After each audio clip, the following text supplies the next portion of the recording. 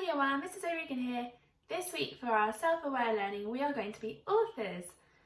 For our Authors Week we are going to be reading the story Cups and Rubbers by Janet and Alan Alberg. I'm going to read the story to you so that we can use it for our learning.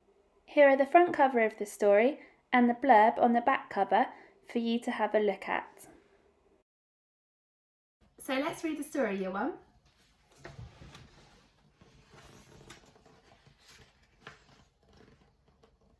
Here are the Cups of London town, hard-working, brave and true. They drink their tea, stay up till 3, and take good care of you.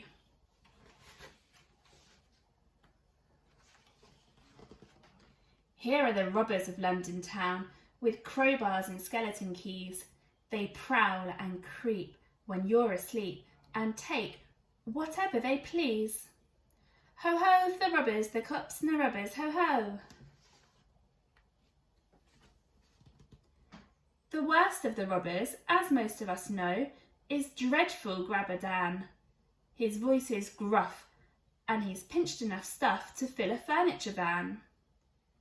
His mates in the gang are Snatcher Jack and baby-faced Billy the Bag, Peg-leg Horace, Fingers Morris, and villainous Grandma Swag. Ho ho for the robbers, the cups and the rubbers, ho ho! Here is a close look at the characters.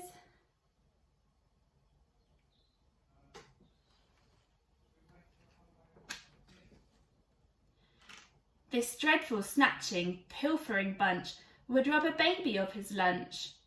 This sneaking, creeping, fingering lot would burgle a burglar like as not.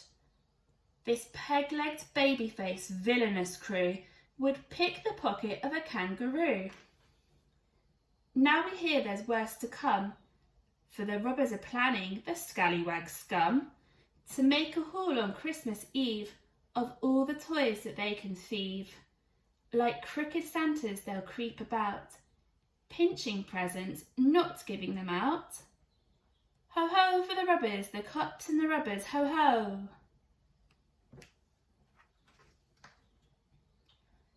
The best of the cops, by common consent, is upstanding Officer Pew. He can run like a hare and fight like a bear, and he's good at crosswords too. So on Christmas Eve, when the trouble began, the station sergeant said, "The thing to do is send for Pew, he'll get 'em alive or dead." "Listen, Pew," said the sergeant, "the problem is this. There are toys going missing galore. From the size of the job, we suspect it's a mob. What they need's the strong arm of the law.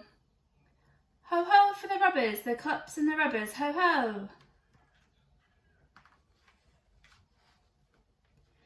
Meanwhile, outside in the gloomy street, the strong arm of the robbers was working a treat, and the strong leg too, and the beady eye, keeping watch for passers-by.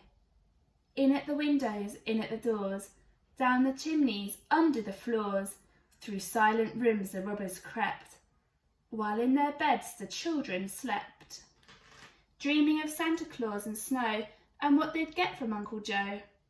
They never knew that Uncle Morris was robbing them, and Uncle Horace. Ho ho for the robbers, the cups and the rubbers, ho ho! The lookout man was Snatcher Jack. He stood in a doorway yawning. But when Officer Pew came into view, Jack saw him and whistled a warning.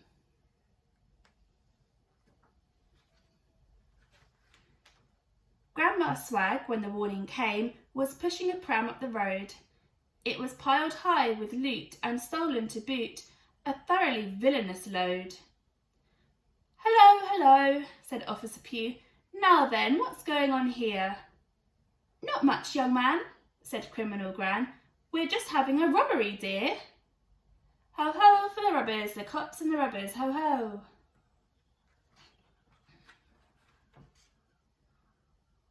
Before Officer Pew could unravel this clue, the robbers were on him like beasts from a zoo. They knocked off his helmet and rumpled his tie, trod on his truncheon and kicked mud in his eye. pulled his ears and tiggled his feet, threw half his clothes all over the street, punched and pummelled him, wham, bam, slam, even ran over him with the pram. Give up, the robbers cried, as they sat on the officer side by side. We've got you outnumbered 5-1, for in the confusion Grandma had gone, but Officer Pugh just shook his head. We've hardly started, boys, he said, and he laughed a laugh and grinned a grin. Sitting comfortably, are you? Then I'll begin.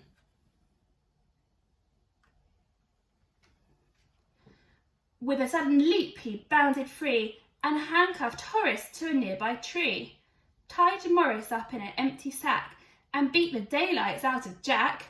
Help! Shouted Billy. This can't be fair. That Pugh's not human. He fights like a bear. My mother was right. Crime doesn't pay. And with these words he fainted away.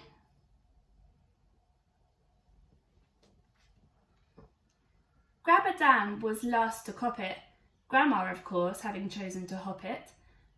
Dan tried to hide, the officer sought him. Dan tried to run, the officer caught him. Dan went to lift Pugh over his head. The officer lifted Dan instead, and whirled him round and swung him whoosh across the road and into a bush. Down he tumbled, skidded, rolled, hit a concrete gnome and was knocked out cold. Pugh dusted his hands and sat on the wall. A little snow had begun to fall. He looked at the gnome and patted its head. You could get a medal for this, he said. Ho ho for the robbers, the cops and the robbers, ho ho!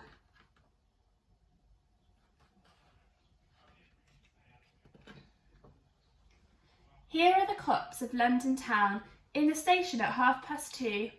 They drink their beer and raise a cheer for upstanding Officer Pugh. Here are the robbers of London town, in cells all gloomy and grim.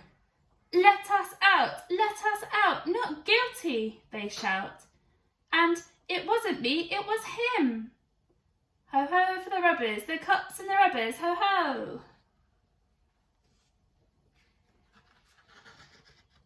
And the toys? Oh, they were taken back by Santa Claus Copper with a Santa Claus sack, while the rest of the force searched day and night for an elderly lady of medium height, with a fondness for earrings and red fox furs, and a habit of taking what wasn't hers.